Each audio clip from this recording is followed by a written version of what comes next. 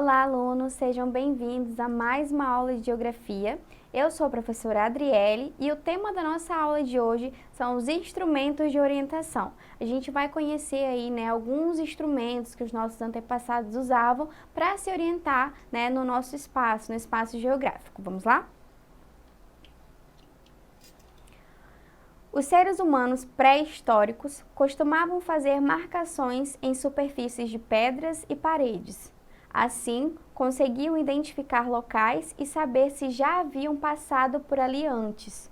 Outro jeito de se achar naquela época era usar pontos de referência, como grandes árvores, como uma grande árvore, E repare bem, fazemos isso até hoje, mas com prédios e pontes, por exemplo. Então, o que a gente pode observar? Que para nos orientarmos até hoje, desde os nossos antepassados e até hoje, a gente usa pontos de referência para poder se localizar, em determinado espaço. Por exemplo, se você vai visitar uma amiga, se você vai visitar um parente, você está passando a primeira vez naquele bairro ali, você vai decorar um ponto de referência, um comércio, uma igreja, você vai sempre traçando pontos para poder se localizar melhor no espaço.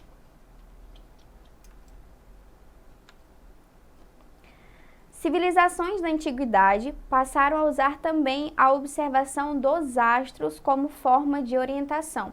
Sabendo que o Sol nasce sempre do mesmo lado, esses povos conseguiam identificar posições geográficas e decidir qual era a melhor direção a seguir. A posição da Lua e das constelações, os conjuntos aí de estrelas, também ajudavam. Atualmente, embarcações pequenas que não têm equipamento de orientação ainda usam os astros para se orientar. Então, a gente pode observar que lá nos tempos aí, dos nossos antepassados, os nossos antecessores, eles usavam o que para se orientar no espaço? Usavam as estrelas, usavam a lua, o sol, usavam os astros para poder se localizar no espaço. Com relação aí à Mesoamérica, ou seja, as sociedades que viviam nos territórios que atualmente compreende ali o México até Honduras, como os maias e os astecas, eles observavam os astros e tinham uma importância vital para a organização da sociedade. Em primeiro lugar, isso ocorria porque os astros, principalmente o Sol e a Lua, eles estavam associados às divindades criadoras do cosmos. Ou seja, a astronomia pré-colombiana estava associada diretamente ao seu mundo religioso. Logo, a observação astronômica leva ao conceito de cosmologia, que é a formação do universo por parte de divindades que estavam relacionadas ao plano celestial. Então, a gente pode observar que os maias ali, os povos incas, eles já utilizavam tanto o Sol quanto a Lua para poder se orientar. E isso não estava só associado à questão de localização, estava associado também ali às questões das divindades, que eram criadores dos cosmos, do cosmos para eles. Aqui a gente tem uma imagem com uma foto aí do calendário asteca. O calendário asteca, ele apresentava uma dupla estrutura, observem bem aí na imagem. E esse calendário, ele foi utilizado pela civilização que habitou a região do México até o século XVI. Ele é formado por dois sistemas de contagem do tempo independentes, ou seja, ele consistia em um ciclo de 365 dias, que é a contagem de anos, e um ciclo ritual de 260 dias, chamado contagem de dias. A princípio, conhecido como Pedra do Sol, o calendário asteca foi desenvolvido durante 52 anos, entre 1427 e 1479.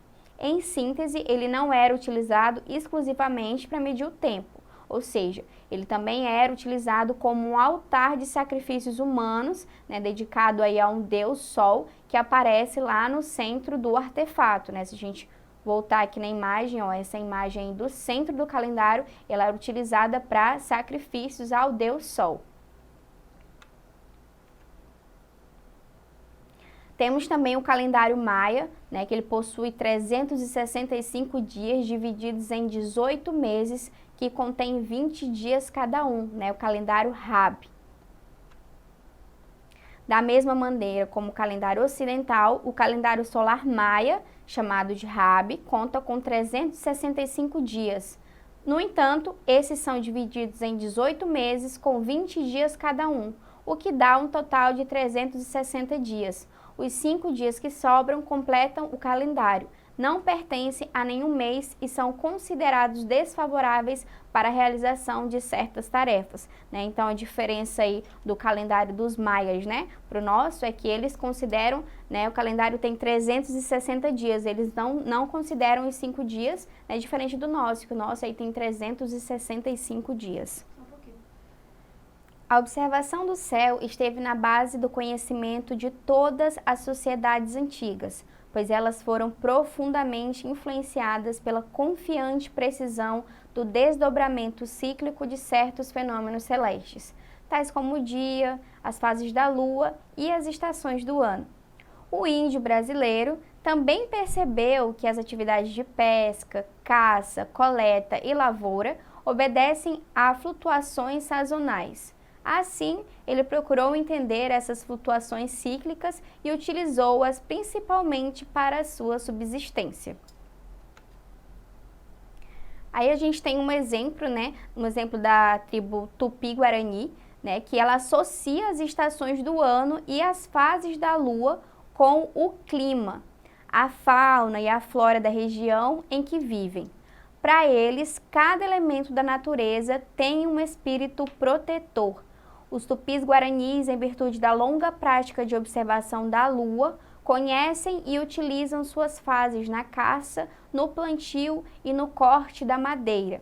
Eles consideram que a melhor época para essas atividades é entre a lua cheia e a lua nova, ou lua minguando, pois entre a lua nova e a lua cheia, que é a lua crescendo, os animais se tornam mais agitados devido ao aumento de luminosidade. Então a gente pode observar, né, que essa tribo aí, os tupis-guaranis, por exemplo, eles, né, também levam em consideração os astros, né, levam em consideração a lua, levam em consideração o sol, não só para questão aí de orientação, mas também por questões aí culturais. Aí a gente tem, né, como instrumento de orientação muito conhecido, a rosa dos ventos, que é um instrumento utilizado para orientação espacial. E em sua representação mais comum, né, estão presentes os pontos cardeais, que a gente já conhece, que é o norte, sul, leste, oeste, os colaterais, noroeste, nordeste, sudeste, sudoeste, e também, né, muitas vezes apresentam, né, não são todas que aparecem, mas apresentam aí os pontos subcolaterais, né, nordeste, leste-nordeste, leste-sudeste, sul-sudeste, sul-sudoeste, oeste-sudeste, oeste-nordeste e nor-noroeste. A rosa dos ventos, ela surgiu com o objetivo de analisar a direção do vento e traçar estratégias para a navegação. Sua relação inicial com o vento e seu aspecto, semelhante a pétalas, foram responsáveis por atribuir-lhe esse nome, né? Então aqui a gente já pode entender de onde surgiu esse nome Rosa dos Ventos, né? É devido à relação que ela tem, a relação do vento com o seu aspecto semelhante a pétalas. Posteriormente, foi utilizado como instrumento para localização espacial e na cartografia, construção e estudo de mapas. Aí a gente tem a bússola, né, como um dos instrumentos de orientação, que é o mais conhecido e mais utilizado, né, inclusive ele tem aí uma rosa dos ventos, né, dentro da bússola a gente tem a presença da rosa dos ventos e ela é o instrumento que é mais utilizado aí para se orientar, né, para se localizar também aí no espaço geográfico. Tem as direções aí, como vocês podem observar, né, norte, sul, leste, oeste, tem a presença dos pontos cardeais.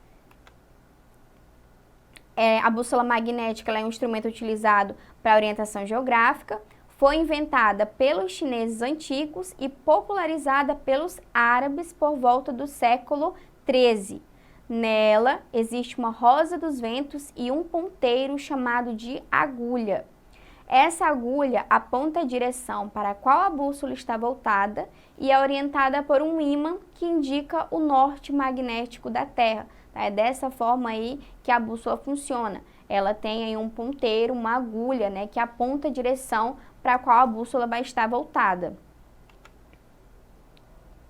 E aí temos, né, o mais, digamos, tecnológico, né, dos instrumentos de orientação, que é o GPS, o instrumento mais moderno de orientação, criado na década de 60, né, o GPS funciona por meio de satélites que orbitam a Terra. Dessa forma, ele é capaz de localizar e indicar qualquer ponto na superfície do nosso planeta.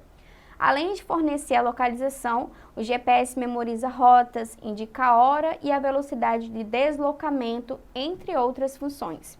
Ele vem sendo cada vez mais aperfeiçoado. Hoje em dia, a gente já tem aí vários aplicativos que funcionam como GPS.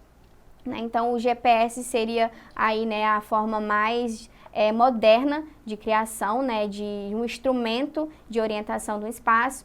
Se você for para qualquer lugar hoje em dia, é comum a gente estar lá conversando com um amigo, eu não sei onde você mora, me manda a localização, né? Então, aquela localização ali, né, do WhatsApp, por exemplo, ela já tem ali um GPS, né, os aplicativos já tem o GPS nele para poder ajudar a gente a se orientar, poder ajudar a gente a chegar nos locais que a gente deseja.